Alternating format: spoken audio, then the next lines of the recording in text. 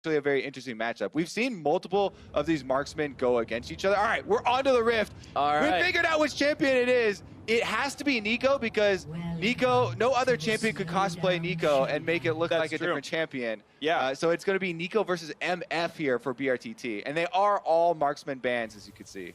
Yeah, you can see the bands right up there. That Draven away from BRTT. Otherwise, yeah, removing a lot of double of specials. Lucian, his pocket pick, quote unquote. That's going to be up there. So let's see. Uzi already displayed how effective the Misfortune can be. Comet, Make It Rain, constant harassment coming out, and he was able to get a pretty convincing victory. But we did have a Neeko 1v1 as well. With Maple and Arce. And we got to see a little bit of the extra tricks that you can come out with that one. You know, stealing away the health relic with the W. That was great. Was one of the big ones. All right, so Devil's going to try to play out of lane, out of range, and he gets another tag right there. So I think that's, it's twice now he's been able to trigger Mana Flow Band, which is useful, and that's been meaningful poke.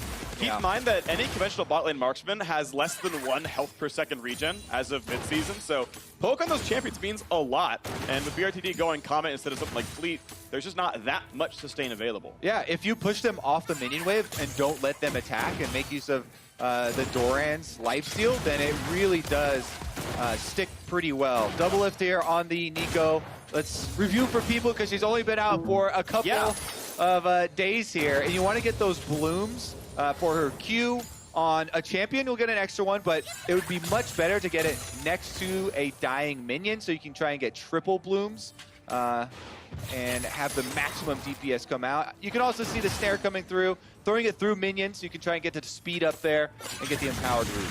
Yeah, I expect the E to be kind of the more landable ability. You'll get some Qs down for poke, but the combo you really care about. I think a lot of this is going to come down to push priority because the poke for both Misfortune and Neeko is so long range. If you don't have to fight minions anymore, it's very easy to throw your poke from sort of out of auto attack range while they're last hitting minions. Are they running for the relic?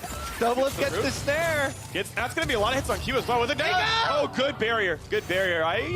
That got Flash and Ignite from Double Lift. So Double Lift has a huge CS lead, though. If you keep checking the CS at top right now, he's doubled it for BRTT, who has a few more minions to try and scrape up at the tower, but he's so low health, he's got to watch out for the harassment. Yep, out of potions, no biscuit right now. I think it's going to spawn in about 15 seconds if he's got that, but yeah, this is not the easiest road right now.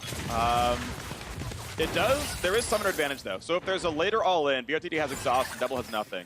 Yeah, if they're close enough for it, both of these champions can have kill pressure from long distances if we're at these low health pools. Yeah, I don't like exhaust for that reason. I know we talked about it a bit yesterday as well. There's a matchup where a lot of the spells were outside of exhaust range. Yeah, heal barrier is the most defensive for the super long range. Yep. And like Flash, if you need to dodge a Pop Blossom, like I could see it being relevant in this matchup on either side. And speaking of which, of course, Double will not have Flash for BRTT's ult. Yeah, Neeko has W, like there are ways to kite away from it, but BRTT could have a really big game-changing ult in this game. He's not going to win on CS, he's down 20, and even if he gets all 5 here, it's probably an ungainable CS lead.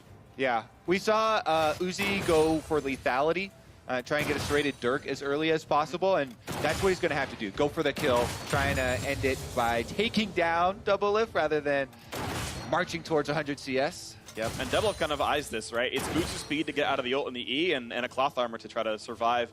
What's funny is it doesn't help Make It Rain, or Make It Rain at all, it's magic damage, but will help bullet time in the Q.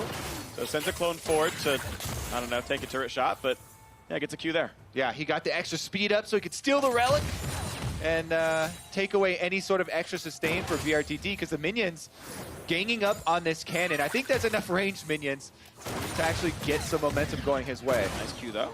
I believe he dodged Comet, but that's still pretty good damage there for BRTT. Nice root. And he's going to get hit 2 hits of Q. All 3 actually. I think BRTT walked into it. Yeah. Last Minionaire died on the edge of it, so it got to bloom another time. And we're getting close to the level 6 for Double Lift as well. BRTT has access to his ultimate, but there it is. Yeah, Double Lift cut it away pretty quickly and doesn't get too much damage there. We'll give a decent trade. This is good damage. Exhaust is on. This is the all-in. Pop Blossom will hit afterwards. He does not get out of the spot. All-in could be enough. The clone doesn't pull a shot. No, but the Q in the auto. And Double Lift gets revenge. He gets revenge. Double Lift is bumped. That has been on his back for 3 years now, I think. A while. since that took place, and he finally is able to get a little bit of revenge. Okay, and hey, bringing out Nico as well. I know Double yesterday said he'd been taking a break. It's been 2 weeks since he played League when he was playing yesterday. So, yeah, but shows up, plays new champion as well. Russ doesn't really show, and yeah, I mean, outplays BRTT. Honestly, that cloth armor was a pretty big deal. I think it helped him survive the matchup. Yeah. You could see the strategy there for BRTT. He wanted to close the distance, use his summoner spell advantage with the exhaust, but if you get close enough for exhaust, then Doublelift is just wait it out and use his ultimate coming in. You get the shield, you get the stun, big damage. He is actually so hyped up after winning the 2v2 with Voyboy. He's on a roll here at All-Stars. That's true. Double's been doing really, really well. That's awesome to see. Yeah, I agree. I mean, there's a lot of mechanics you can talk about, but we're pretty much ready to move on for the next matchup already. Going a bit quicker today. Plugo taking on Rookie. This is the one I had my eyes on, Freak. Yeah. Because Rookie, for a long time, people have been saying, oh, yeah, he's been playing in China a whole bunch. He's better than Faker, though, for multiple years. And he never got to prove it on the international stage until this year. 2018, he's a world champion mid laner, coming to All-Stars, and now he gets to enter in the 1v1 tournament to see what else he's got. Can he win with style? Is he going to go for the long range, Caitlyn trading style? Yeah.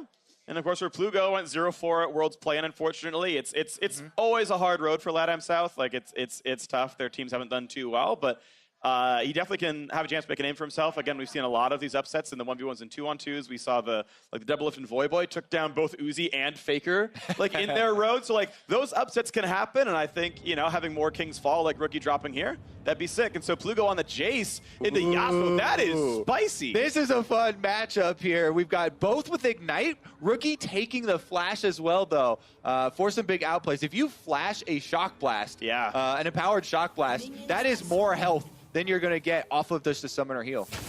All right, so area makes sense, and it's going to probably be Mana Flow Band as well, I assume. So that's a good start. Yeah, so very, very standard stuff here. This is the default rune page for almost everyone. Yeah, it's a regular Summoner's Rift laning. Yeah, that's true, yeah. So that's pretty standard stuff, and he's going to, of course, have push priority.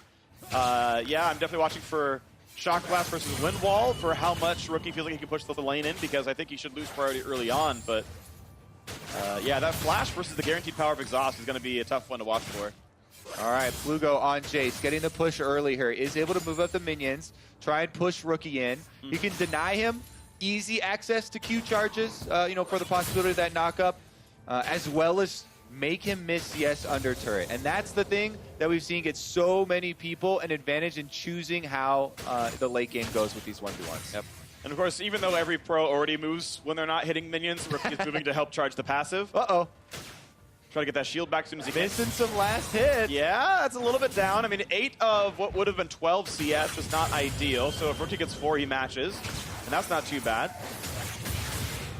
And we go, the Q comes out. So yeah, this is still pretty close so far. Rookie's not taking too much damage. Going for a little bit of a trade there. Doesn't get too much. Passive shield is actually doing a lot of work for him. Yeah. And as soon as Plugo runs out of mana, Rookie doesn't have to really care about this. That's really, really He got it! Oh, and the knock-up interrupt. But look at the damage output there. The Rookie's almost dead. That could be a forced recall. That was both summoners. Health Relic. Plugo didn't track the Health Relic at all. That's actually huge for Rookie. Oh my goodness. He's got Flash and Ignite advantage here. Plugo knows it. He's going to back off and go for the purchase. No, actually just the Relic heal. Yeah. The mana pool is a really big deal. He dodged the knockup. If he had taken that top Relic from Rookie, though, Rookie has to recall. He can't play against another 150 mana on the Jace. And he's going to try anyway, but this is big damage. Keep in mind, there's double summoner still up for Rookie. He's got the flash against the knockup. Rookie's going to walk away. He knows he has it. That was clean. That was quick. Wow. And that is what we're expecting from him. Yeah. That was all kinds of nice out of Rookie. That was beautiful. He's like, all right, here's the opening. Goes in, gets the flash ignite, gets the knockup, dashes away because he knows he's dead. That was nice. Yeah. I want to see that one again. Rookie's really good at League of Legends. Again, it's a lot of it was about the setup too. The last all-in, Rookie holds on to both summoners, so he gains a 2-summoner advantage for this trade. Goes in, pops the shield, saves his knockup for the flash, so he can guarantee flash get the knockup and land the Q afterwards. Waiting for his Q cooldown so he can guarantee get the damage. Then he slides away, knowing he's going to burn down with the ignite. And just in case Q auto is going to be a kill. Well, nice try, Plugo. Unfortunately, out in the first round. But yeah, Peanut on your screen right now. If I remember correctly, going over to Genji. Yeah. Yeah, there we go. Sorry. Next split, but of course still representing his old team at this one. And after, I guess, just sort of a disappointing overall season internationally for Peanut, we'll see how he can do on this one. He's going to face off against Rakan. That'll be a fun one. Yeah, I mean, junglers always kind of get underestimated in this mode as well. Junglers and supports, I feel like. Yeah. But again, they come out with more creative champion picks usually. So I'm hoping for some, Lee Sin action or something of the sort. That'd be exciting. We'll see what comes through, waiting around. And let's see what they're going to find for themselves. Of course, we are pretty much skipping through the champion selects for most of these and getting ourselves into more gameplay right now. And of course, Rakan, the mid lane player coming from Brazil. We'll see what he can do. Currently signed with Nunn. Ooh, and they opted into a Dravenmere. I mean, you look at these. Nice! I love it when they make the deals as well. Yeah. They don't spell anything. Not really. I mean, PPV, VPP, that's nothing. if you want to mash all the words together, you can definitely. They must be talking to each other. I don't know what they're cracking up over, but Yeah, at least for Peanut, that's alphabetical. Rakan definitely having a good time. You can see on the character Yeah, or the cams. yeah. Yeah, for Peanut on the Korean client, alphabetically, Garen, Galio, and Gangplank are the first three alphabetically in Korean. So that's just like banning Aatrox, Akali, and Nivea or Ahri, whatever. I mean, if they previously agreed to Draven, I was looking at the context of the bands. I know that Draven is obviously what they're going for. I always like telling the story of the bands. I think that's always interesting. So that's just alphabetical on Korea. all right, we have mirrored summoner spells, mirrored runes, Q's coming out. Now, I think we looked at it last time, and it was 2 years ago when we looked at it, and you could pick up opposing Draven Oh, axes. absolutely. So I think that's still true. Oh, yeah, absolutely. All right, perfect. Let's see if they can actually steal away some of those drops, because that is huge. Yeah. If you can take away the empowered Q drop from the other Draven, you auto-win the trade.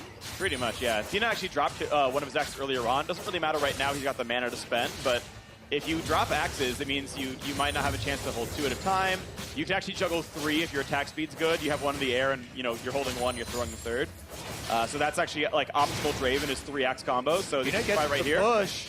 Oof, and that was actually Peanut winning that trade.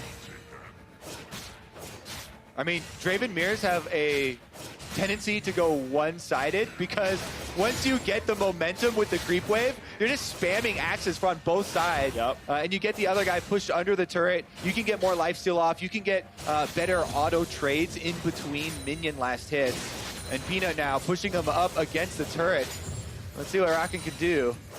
Yeah, right now they're doing pretty okay. It's 10-14 in CS, so Peanut is ahead, but he got the push. So there's CS waiting for the Brazilian. Nice player right there, gets the relic, but yeah, and Peanut is getting better trades overall. He's landing every once in a while an extra axe.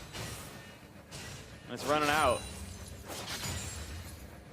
There's going to be kind of some major comeback, like a good stand aside to like knock out an axe from his hands. Like he's got to miss a pickup basically. All right, big difference in inventory as well. Sweeper on the side of the Brazilian. Oh, Peanut like dropped it. I feel like you spawned with that. Like he sold it on purpose or something. No, you don't spawn with it. Really? Okay. I didn't actually know. But it is actually useful if you're, close to the brush there and you're trying to pick up the last little bit of information as you try and chase someone down. Currently, though, 25-17. Peanut has had the push for this entire game. Yeah, and finally grabs his own health relic now as well. So this is up in a lot. It's up in health bar. It's up in CS. Here comes the big trade. This could be it. This could be the damage. Ignite his on. Stand aside for both. The flash away. Oh, Peanut got it. Peanut got the last auto attack in. All right, well, there you have it. That's what a Draven mirror is going to look like. Yep, the axes start spinning, and they auto just the entire time. Whoever gets the minion wave push is going to have the pressure. In the last fight, last 3 seconds. And I can't keep up with it. All right, well, that was beautiful, though. Well done right here. Peanut moving on. Representing Kingzone this year, representing Gen G next. Yeah. Still standing the LCK. I heard a rumor that there was a possibility he was going to come to NA, but he chose to stay in Korea. Look at that flash, though, over to the stylish finish so he can end with lights. Yeah. I think he was doing it so he could get his axe and get another attack. I mean, didn't need it. Draven is all about style. It is about style. And he was the one to get the cash-in bonus, so no, for sure. Making it rain. Yeah, that was beautiful stuff. Of course, next up, we get more super popular, awesome champions. Caps takes the stage next up against Syros. That's going to be a fun one. We're kind of getting through. And, you know, we have not had, I would not consider double BRTT an upset. I think that is, in my maybe biased mind, not, or sorry, it is the expected result. So we've had no upset so far in 1v1s. Maybe Caps wins this one. Yeah, no, if you guys watched Saros in the play-ins, you know, Japanese player here, he's famous for the mid lane champions more kind of off the meta, like Ziggs and Heimerdinger coming through. Mostly the Heimerdinger was what everyone was hyped for. Brought out a few times at Worlds, it went pretty well. Yeah. They made it through the groups. They lost to EDG, but like that's like the best LGL's done in a really long time is make it at least to the play and knockouts. So, and Saros, yeah, there we go, on another pocket pick. Vel'Koz we've seen some, but that is still a Saros champion. I actually thought his Vel'Koz was super good. Yeah, I mean, the long-range threat's definitely there, but they're getting close range early, Freak. Wait, he hasn't even learned any spells yet. Okay. I guess he didn't want to trade back. Holding on to that one. He knew that this trade wasn't going to mean anything because he's going to get a recall off before the minions. So he decided he's still going to hold onto the level up. Right. They're both going Nullifying Orb instead of Mana Flow Band, so you don't like gain anything intrinsic by landing a spell level 1, whereas with Mana Flow Band you actually get 25 mana. And it also means the all-in's a little bit less threatening here. Yeah, yeah. And I mean, to be fair, like Nico is a burst mage. And Mana Flow Band, or not Mana Flow, sorry. Nullifying Orb only triggers after damage. So if there is no follow-up damage, it triggers and does nothing at all. Yeah. And Vel'Koz also has a lot of true damage, so he could try and bypass it as well. Yeah, if it triggers and it's on his ult, he just true damages you out. Do you want to point out, though, that we're seeing Taste of Blood here for Caps? So it's a different look, no sorcery at all for this character. Yeah.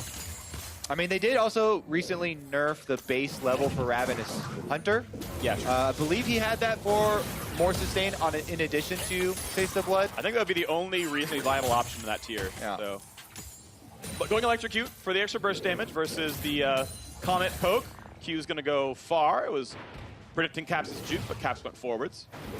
Caps with the extra health potion right now and ties up the CS as well. That's a good shot. Yeah, Q always guarantees Comet. That slow is actually massive on Vel'Koz. The big skill test of that champion. Yeah. Knockup is going to guarantee it as well. But, good point. Has two possible confirmations. There's the snare and the barrier out. Forcing double sum. This is a snowball! Yeah. Gets them all forward. Will that's so much damage. Caps did a really good job there. He's definitely making Nico look fun. That was an aggressive play. And we didn't even comment too much on the snowball. I wanted to see more snowballs. Me too. In the 1v1 tournament. Almost to the level of forcing them to take it. He got the root. This could be it. The Bloom and Caps. The level 3 kill. Beautiful. Snowball and Flash for the super aggressive plays from Caps. Wow. Gets in there in the end. Flash snare. And that's all she wrote. We are getting some really fast 1v1 2-on-2s today. Like day one, we were going to CS mostly. It was like turret These drop. are Earth 1v1s, Freak. Yeah, these are level 4 someone dies. This is already moving around quite a lot. We are almost done with sort of the first round. We've got a block of 8 1v1s. We're through about half of them right now, so that we can move on to the second round. We will close out the top 16 at the end of the day. Of course, still more 1-0, but now that was just great. Yeah, that was a nice Flashes in, gets the snare, then gets just outside of the knockup range. Lands the last one. Saros having a good time here at All-Stars as well. Absolutely. All right, that was beautiful stuff right there. Next up, of course, Tierwolf facing off against Pabu. Tierwolf, I want to point out, is joining Splyce next year. Of course, a great player in his own right. A huge amount of wins under his belt. But, yeah, basically, Splyce is hoping that the addition of his sort of more aggressive voice in the team can make Splyce a more aggressive team. I think management sort of felt they were a little bit too passive as a squad. So look forward to him in the LEC coming in soon. Pabu from OS, I actually ran into him Wednesday night at the pre-party. Yeah. He was talking about how he felt really fortunate to be here. It's like cool. He's been like he had played on NA like so many of the OS pros before OS had a server. Like he knows a lot of these people already coming in. It was like really cool to meet everyone. And he was talking to me about what he thought the 1v1 meta was going to be. Because he had a bunch of like prep champions, like, okay, if Heimerdinger is meta, like here's my counter pick, like if something else meta, like here's what I'm gonna play. And he's like, all right, I have the read. We're playing frickin' Ghost Phase Rush, he's actually up against Ghost Phase Rush Tom Kench, which I think is spicy. Yeah, I mean, there hasn't really been a meta that has carried over from too many games to another for him to play off. So he goes with the LeBlanc, a generalist, all-around assassin. Tier Wolf here, as you said, moving to Splice, is taking up the mobility Tahm Kench. We've seen this before. So that's actually last year even in All-Stars, just going for the all-in, stacking up the taste passive from Tahm Kench, going for the stunts, going for the devour, and you cannot get away from the phase rush activation either.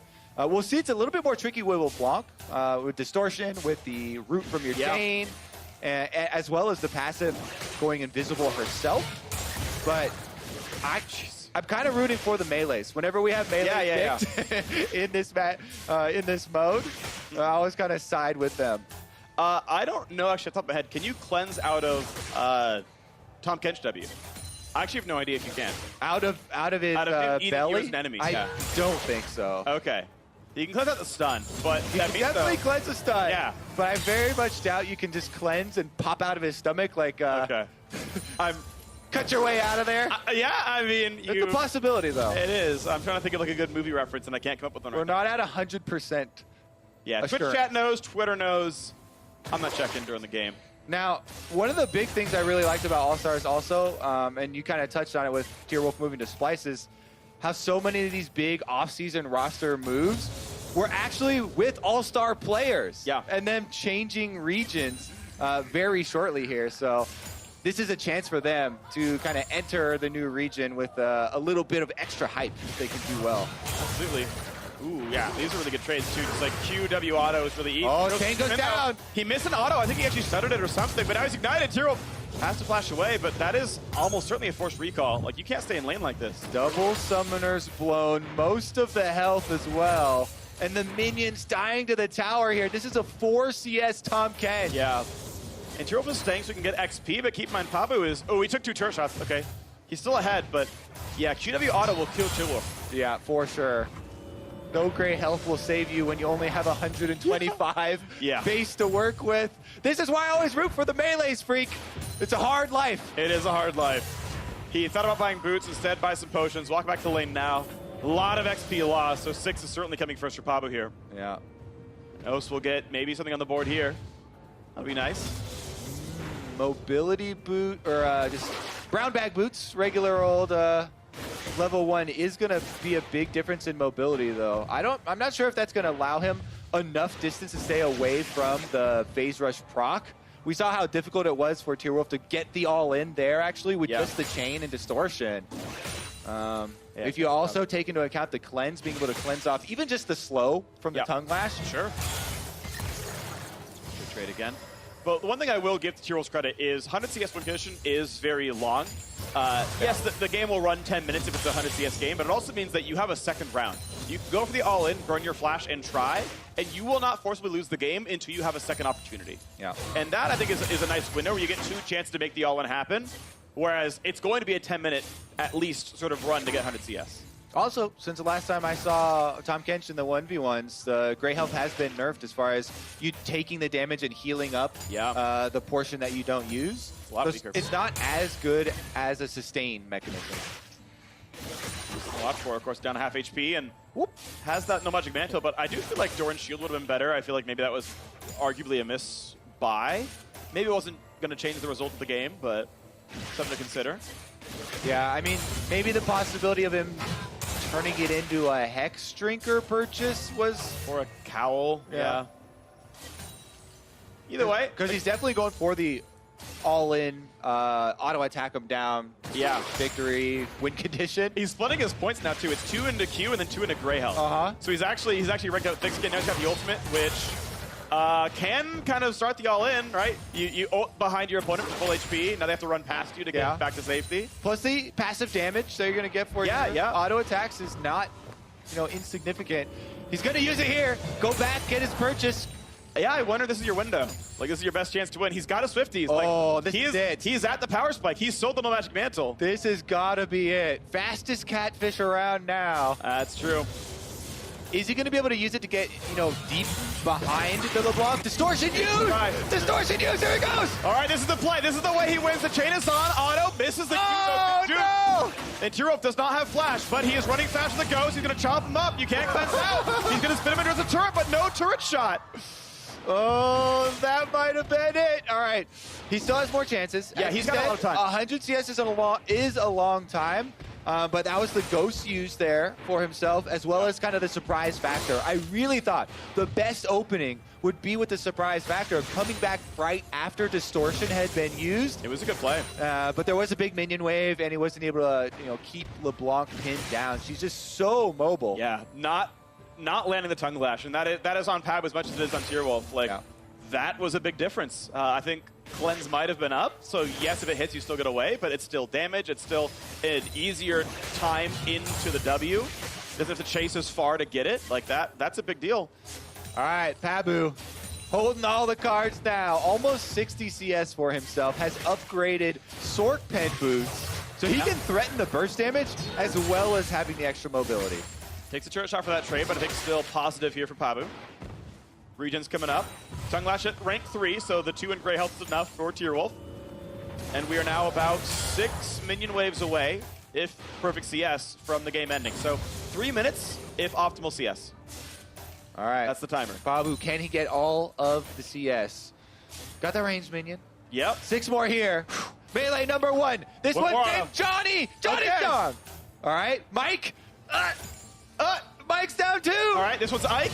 Ike is going to He live. ignores Ike and goes for the harassment. I don't know if that's worth.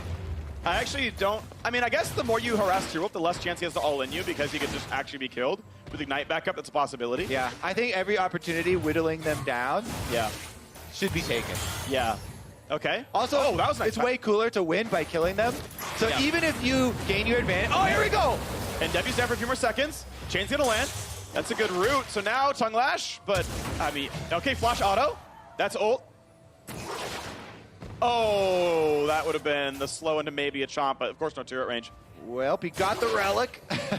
Yep. Pabu's low on mana. Yeah, that's a big deal because if he stays in lane like this, there's no way you auto enough to harass this Tahm Kench out and goes up in about 10 seconds or maybe like 15, 20. So there is another chance in, but Tierwolf needs this wave to crash into the turret and reset back to him. You can never fight the LeBlanc under her turret. Fair enough. Even if she bleeds CS, it's 31 to 73. Like, she will eventually win the game under her own turret.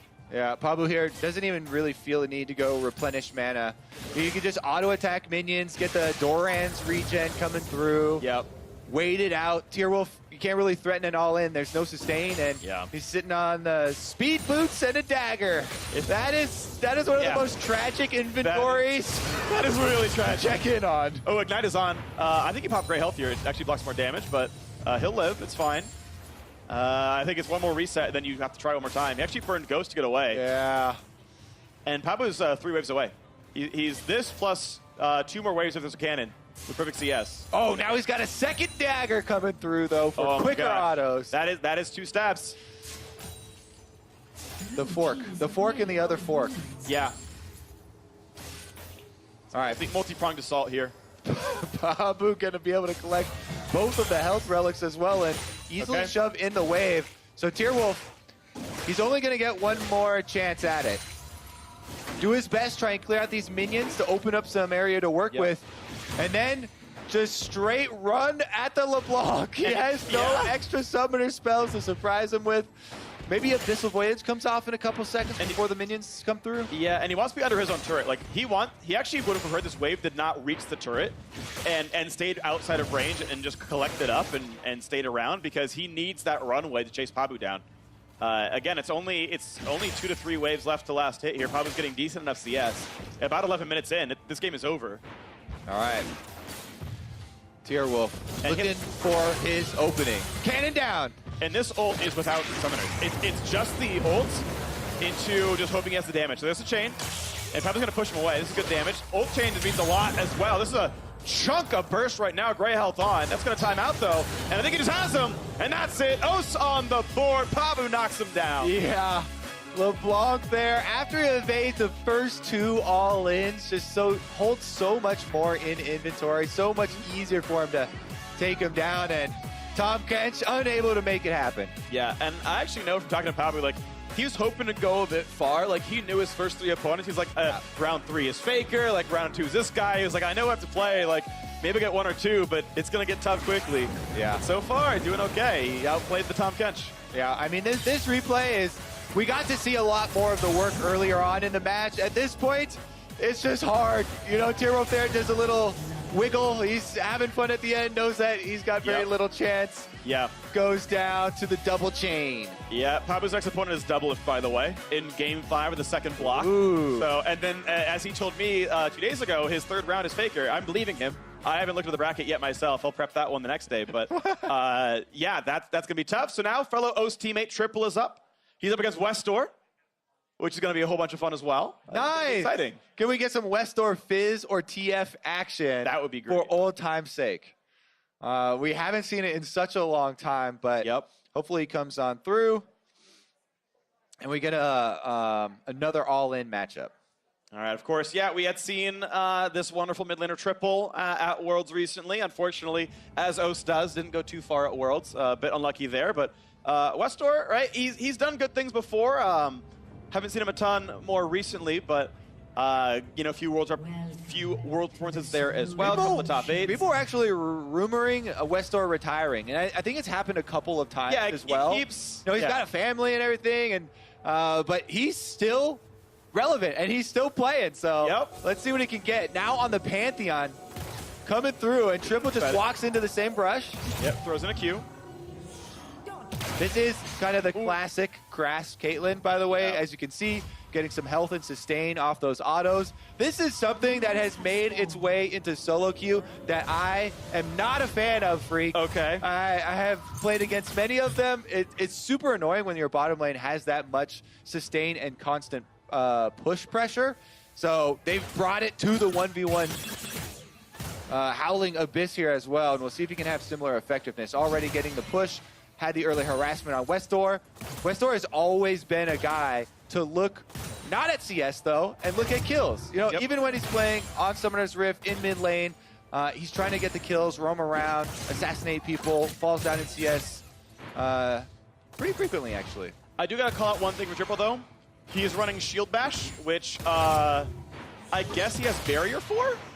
So like that's something, but that rune only works when he presses the Summoner spell, which feels a little bit situational. To be fair, I don't remember what exactly Shield Bash fights against in that row in the runes, because I have not played any Grasp Caitlyn, so I just don't know what Demolish. That's playable. And there's an all-in. Westdoor's coming through. Okay. All right, so you want to charge up your passive on Pantheon first, so you have the Aegis, you can block an auto, then as you're walking towards the Caitlyn, that'll soak one auto, then you W to get the refresh on your second passive. It blocks another auto. That's how you get the better of the trades. Yep, so right now, of course, Triple knows his first auto will do nothing. Puts a trap down. He's going to take an auto from... Okay. All right, he won the mana there for Westdoor. Yeah. Able to kite out the net. And there's a stun, pretty good damage here. It's a decent hit, and that one is a positive trade. One more hit will be Grasp. That gets a bit of health back towards Triple. But yeah, with that Relic there, Westdoor's in a good spot. CS, though, is +7 for OS. Yeah. But I mean, again, Westdoor's looking for kills, right? The Pantheon is in! Ooh, that's Barrier. That's pretty good damage. Exhausted by some time. Gets the space he needs. That's double Summoners out for both players. Ooh, definitely exciting here. You're trying to get him low enough for the auto crit from Pantheon. So that's why Triple, at all costs, he's just trying to get out of range of another Q Spear to come through. He does so he lives this time. But Westdoor going to go back and purchase as well. Yeah. I always track CS because I know that's like the you must all in or the game ends. So it's always something I'm going to keep track of. Yeah, I don't think Westdoor will ever try to win on CS, but it's a timer he has to watch out on Triple for. See what we got here as just the resets come through. Just, yeah, a bunch of regen tools. That's not really a surprise here for Westdoor. Yeah, little pieces of jewelry picked up. He's got that in addition to the corrupting potion. Yep. Now, is Westdoor going to go for, you know, more of these trades and hit the level 6 to try and get, similar to a Tahm Kench, go for the surprise level 6, come back to lane and have items and get good positioning? Yeah. Or... I think Westdoor just wins at 6 if he gets a good ult off. Like, I don't think Triple can get away from it all. I mean, it is really difficult. Caitlyn does have net, but that's the only mobility. Now, annoying thing for Pantheon is if Caitlyn puts a trap down right in the center, it's free to put that trap down. You know where Pantheon is landing, so you can try that. But as Pantheon, you can also spam your W as you're falling, and it usually just goes off as you fall too.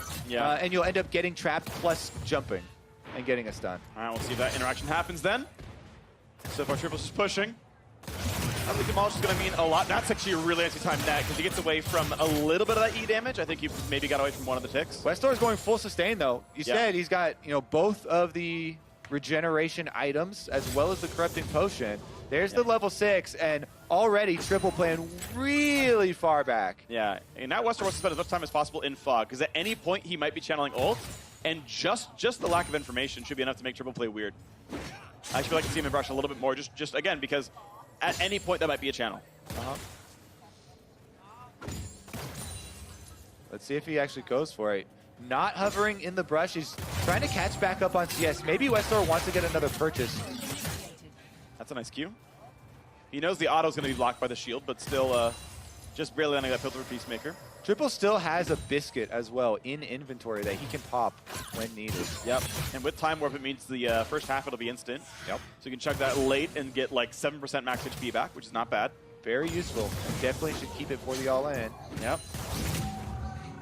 Grasp, I believe, does not trigger if it's blocked by Pantheon, so gets nothing out of the auto at all.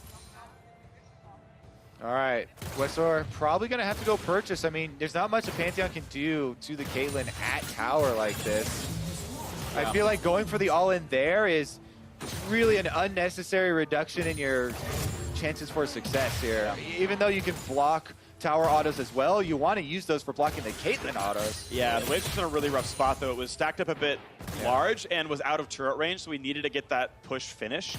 And it made it really awkward, don't get me wrong, but I think he had to stay around for that sort of partial wave just to make the lane go a different direction. Yeah, DC Cannon's coming through, and Triple's going to try and push this one back before he also gets a recall. Yep.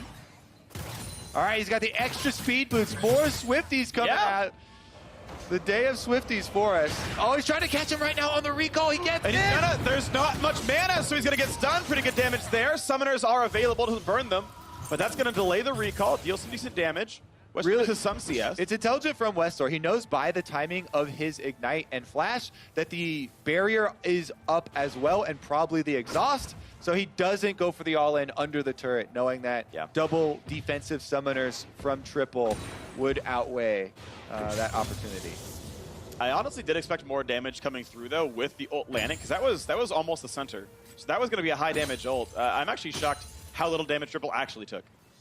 He's got one longsword. Yeah. Yeah, I mean, you're probably used to Pantheons with about 5 longswords ulting bottom lane freak. Yes, when I'm level 7 on Caitlyn, Pantheon's like level 13 with like 7 Dusk Blades and I get one shot. This is not a normal experience for me. Well, all he's got is a little butter knife in his pocket here and a bunch of jewelry and some really cool kicks. Those are really cool kicks. Those are like the real Air Jordans. You actually jump 7,000 feet in the air. Okay. I don't know. Maybe he can use them for a higher jump then for his ultimate. That's how that he can increase the damage with. Okay. Oh no, he's getting pushed back again. Yeah. Triple here again. You're talking about positioning of the wave. Right now, right in front of it, once again, perfect spot for Caitlyn, and we're at 81 CS already. Another game back-to-back here, going the distance. Yeah, Westor's running out of options really, really quickly right now. He's doubled up on butter knives, though. Yeah. Okay. But yeah, it's 3 waves from over. He has 90 seconds to get a kill, or this game is ending. Triple has double summoners up. He's running for it! And he's going to try right now. Exhaust is not used yet. Net's back to get some damage. And it's just Triple buying space. He's buying space against Westor to half HP and shoves the wave in. Flash Ignite available, but again, exhaust barrier. Triple has been holding on to these defensive summoner spells, knowing that he's only 8 minions away from victory. And I like this choice, though. The choice to go for a safe recall, Vamp Scepter, which I'd actually rather just see a Chain Vest. Yeah, with 8 minions, you don't need to sustain. Yeah, I think you buy a Chain Vest and you actually can't lose the game. I think he'll still win. I don't think it matters, really. This is like 95 to 5% chance. Westor, okay, he's going to go for He's going to ult on him while he's walking. He's got ult back. I mean, he knows it's 2 waves, so he knows it's this or next. And Triple wants to just do it under turret if he can. He doesn't see Pantheon. He's got to know that he's going for it. All right, this is the attempt. Trap is down, doesn't hit him. Westor gets the relic, goes in, big damage exhaust. A little bit late, but that's good damage. Forced to flash away, 300 HP. The minions are going to do it. Westor's got to do something crazy. 95, he could, he might have the damage, he might really. Dive. Block 1. Oh. Kill. Nice. Minions! He's alive! Well, not for long. It's only 3 more kills here on the red minions. One come through. Can he get it? CS, and he does! Oast moves forward. Triple gets a win over Westor. And look at that reaction. He knew he had it. He was like, Yeah. all right, I got all these minions. Westor's got no HP. Yeah. Clean That was sweep. close. Yeah. That was closer than I thought it was going to be. That all-in got pretty close there. The fact that he got boots, too, was a big deal. He was able to actually get away from Pantheon, so that jump couldn't land. Yeah, let's take another look at this highlight finish, baby. Woo! Pantheon had to go for the dive. Westor knew he had no options. And after that one fails, Triple lines him up for the triple kill on the melee minions. Get the last one low enough first. Boom! High APM gameplay. And, like, I think Westor had already stood up by that point. Like, it felt like he was already ready to go. He was over. recalling in the brush, and he's like, well, this one's over. Yeah, if you miss 3 CS in a 1v0 lane, that's yikes to you, dog. All right, well, next up, Evian Double Doge clashing on Howling Abyss. That'll be fun as well, of course. Heck yeah. I mean, Double Doge coming back. This guy definitely brings style to every international competition he comes to. And we'll see if he does bring one of those deals out that we're talking about before, right? They agree on a certain champion, a mirror. That's definitely a possibility here. Talking to him at the party beforehand, he had a lot of ideas as far as trying to bait people in. Okay, we'll see what comes out. I love spicy matchups. The mirrors tend to go pretty interestingly. I want to, again, shout out DFM, Detonation Focus Me, Evie's team. They, again, made the knockout stage of play-ins, which was a big jump in for Japan, right? If NA's happy about top 4, but, wow, this hasn't happened in forever. Like, Japan gets to be happy about making it through the group stage because that happens really for them as well. So that was a good rise up for them. He was part of that squad. I think that's really positive. And Detonation Focus Me is kind of a household name here in North America as well because they played on North American solo queue for so long. So we're very used to seeing their tags in solo queue. Yep. And of course, Dumbledore's part of that Royal Bandits team alongside Broken Blade, notably known for joining TSM next year, but that first place regular season team from Turkey that unfortunately couldn't come together in finals, but we get to see this look. Ghost Poro, I like that actually. I think that is the best option in that slot because it's not like Eyeball Collector does anything. Yeah, I mean, no kills. Runes are all fine and dandy. I like the champions that we've been situated with here, Freak. Akali versus Pyke.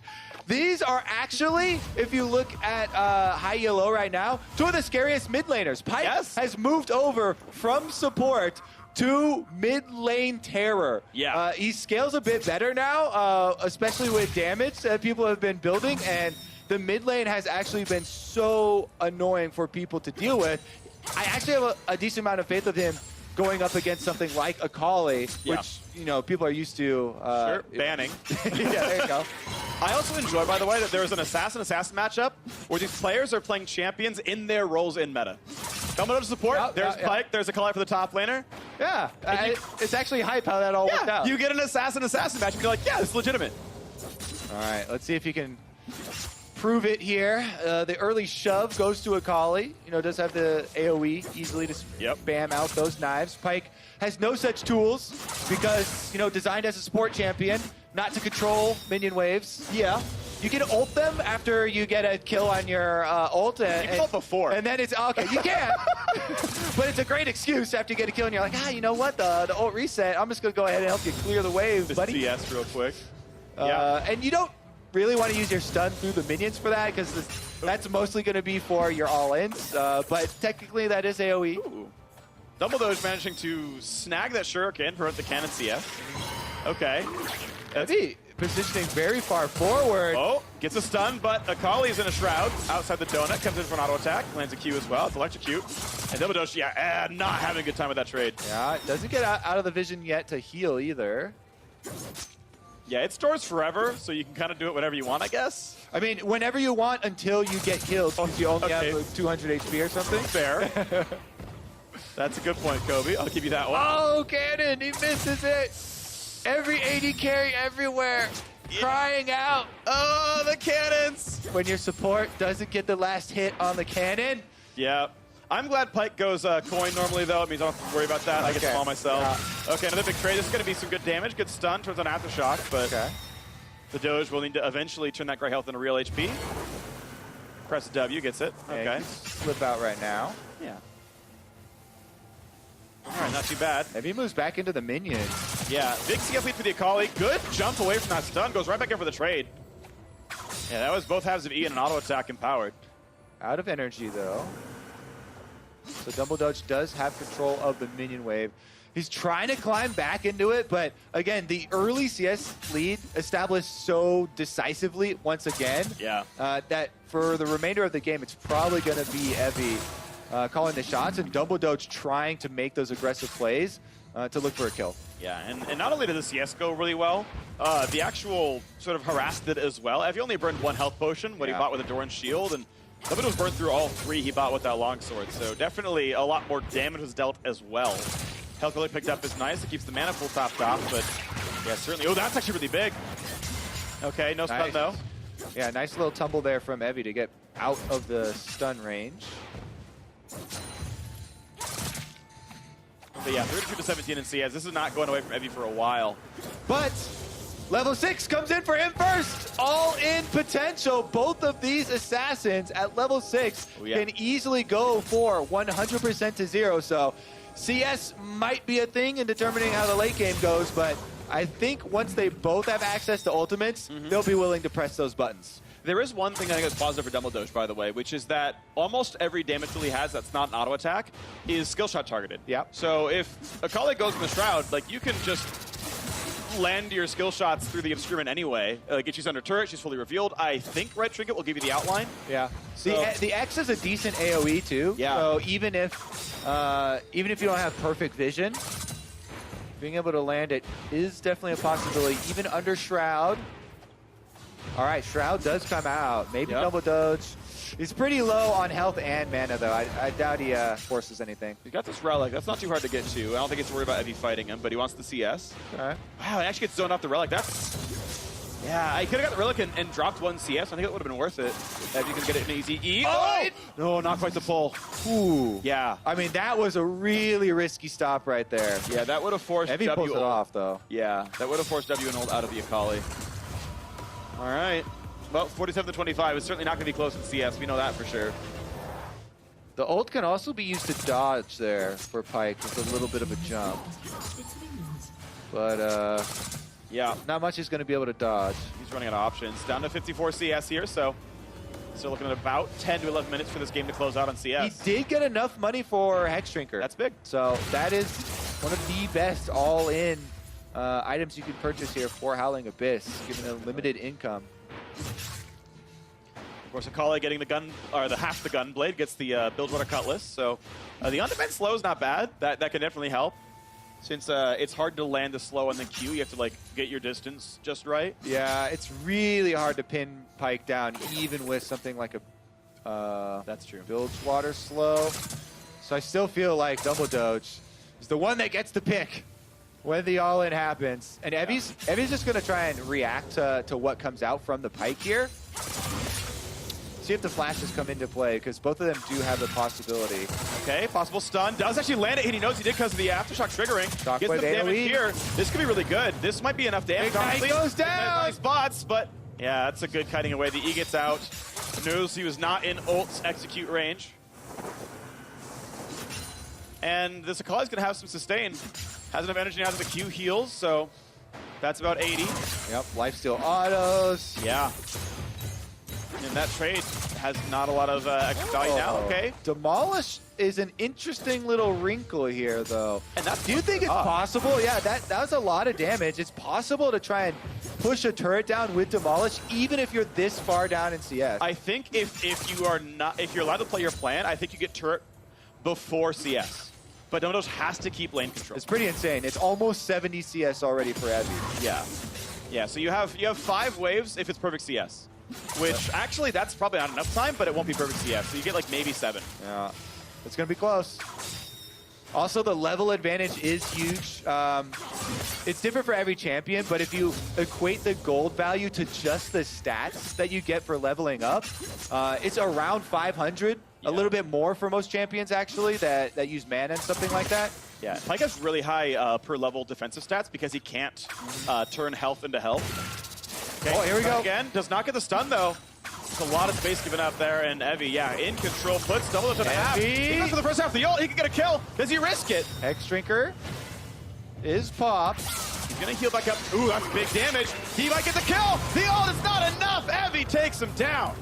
Gets the CS lead early, also finishes with the kill. And Evie, doing it for Japan, is going to move on in the 1v1 tournament. All right, beautiful stuff right there. Yeah, the Akali definitely was in control the whole time. Made it look pretty good. Had the better performance here. I appreciate the assassin-assassin matchup. That pullback, but just too low. Yeah, ult wasn't going to be enough ever.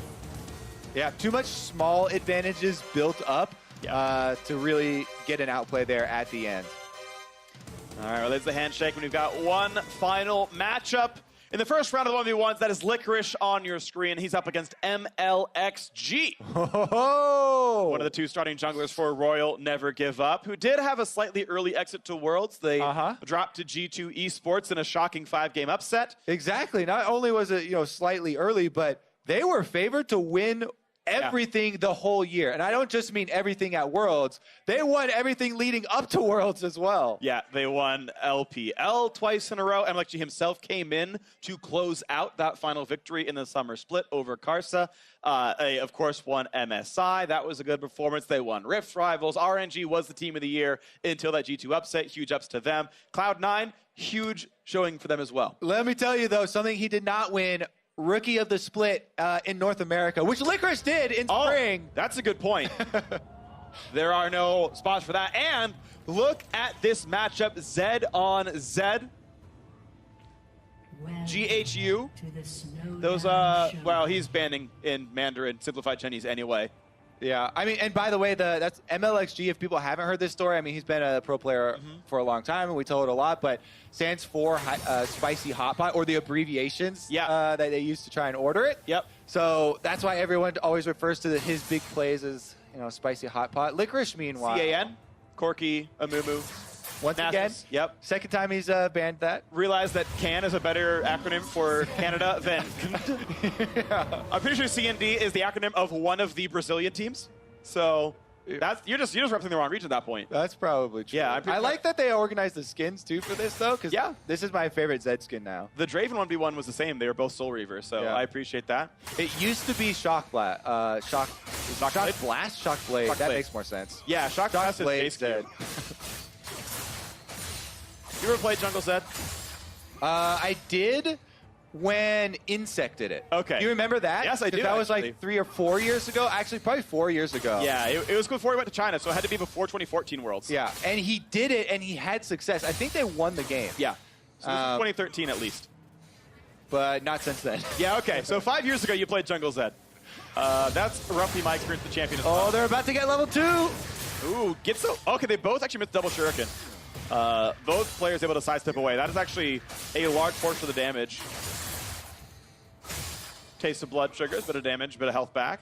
All right, MLXG gets the push. He's down in CS, though. Yeah, a lot. So the jungler is able to shove the minion wave that you do after a gank, but the top laner is actually getting the last hits and getting more of the cash coming through.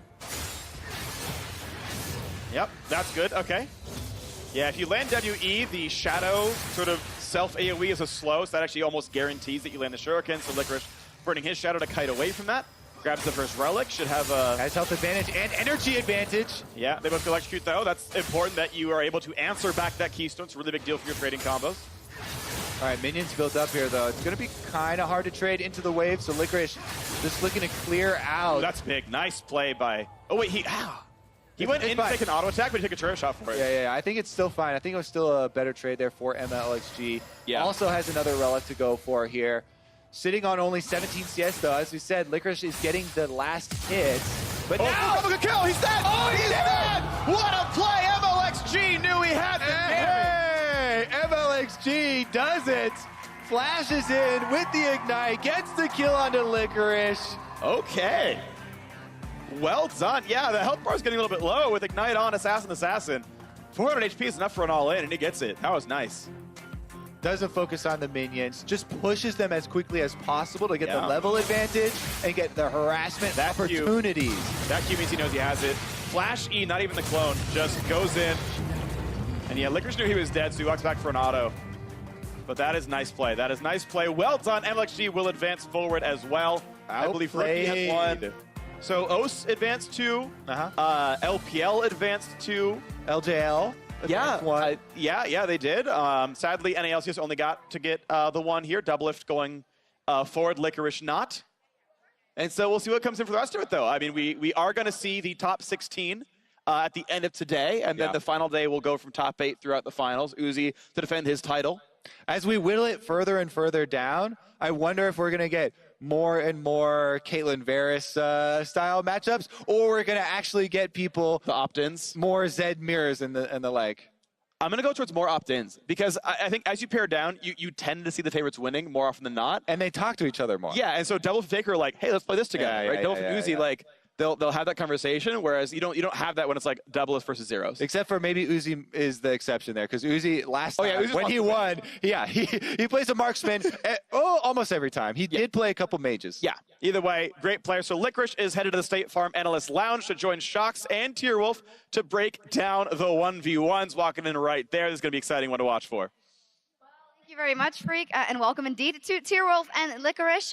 Unfortunately, both not advancing. I had hoped that...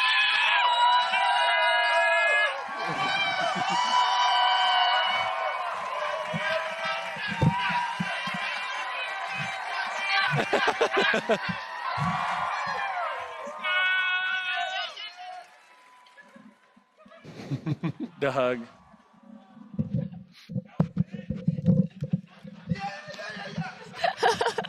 All right, if you haven't been watching since this morning, I trolled Dash a little bit, so he trolled me back. But it's all good. There's no bad blood between us. However, you know, you guys can now say who is your favorite host.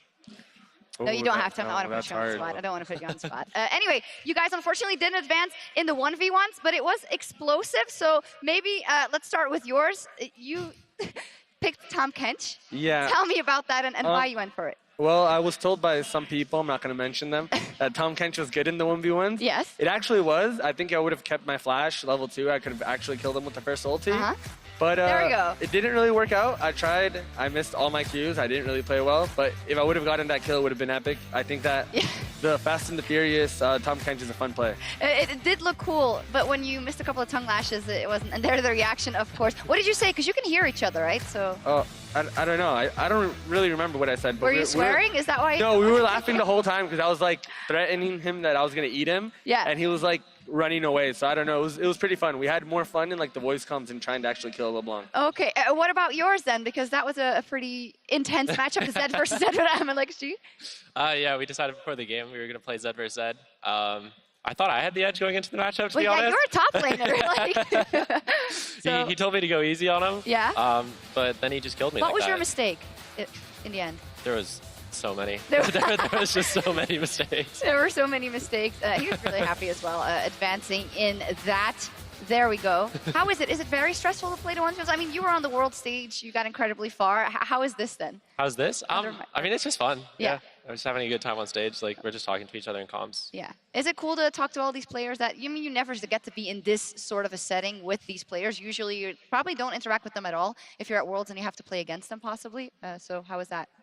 I mean, for me, it's been great. Like, just like meeting everyone, finally actually getting the chance to talk to them as opposed to like, oh, I see you on TV. And yeah, like, that's they're like, fun. hey, I see you on TV too. Yeah. Like, who's been your favorite person that you've interacted with? Favorite person that I've interacted with? It's obviously Shox. Oh, great. Yay, you can stay. That's awesome. Tierwolf, you're, of course, coming to the LEC region. Recently announced that you will be a jungler, sub-jungler with Xerxes for Splyce. Can you talk to us a bit about that? It's quite a shocker. It's pretty shocking to me, too, still. I'm really happy about it. I felt like that the best way for me to grow now would be to go to a major region and have the opportunity Second to show best my region skill. in the world. Exactly. They got to the finals, and I'm really happy with the opportunity, and I'm really going to work hard to show why I'm there and why Splice and Peter trusted in me. Yeah, that is awesome. I'll also be welcoming you on the desk pretty often. I'm very happy that you've chosen to join the LEC. But now All-Star is still going on. We still have the finals or the rest of the 1v1s going on later after the next portion, which is Nexus Blitz. And one person we're looking at, of course, is Doublelift. He did manage to beat BRTT finally. Now, there is a bit of controversy because, you know, people were saying he should have picked Draven versus Draven. That would have been his ultimate redemption arc. But he was so happy. Like, what do you guys think about the fact that he picked NiKo in the end to beat BRTT? Well, I don't know. He's playing a new champion, which might be you know, a difference. But I'm pretty sure they both have like the biggest fan base, and it was a really big war. It was a big pride